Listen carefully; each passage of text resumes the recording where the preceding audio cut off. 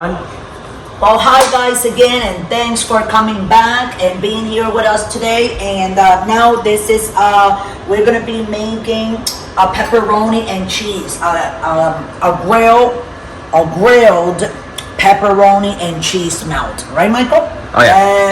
Yes, a grilled pepperoni and cheese. So what I like to do, like I did with the other sandwich, if you guys saw the other video, it was a ham and cheese grill. Go check it out. So like I said, I only toasted one side because then that side, I take my spoon here and with the back of the spoon, this is what I'm gonna do.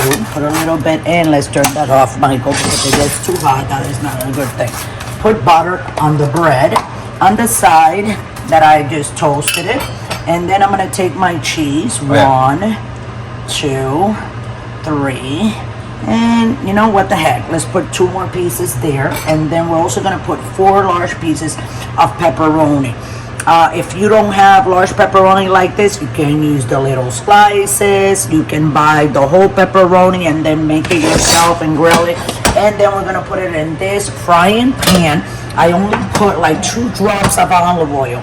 See how little it is? But now I'm going to put it over here to this side. Oh, yeah. It's already hot. So I had it off so it doesn't burn, right? So I'm gonna bring it down like 2, 3. I'm gonna put this bread right on top of that oil. I'm gonna take my smasher and smash it like that. And we're gonna be back in 2 minutes. Don't go away, and remember, don't forget to subscribe.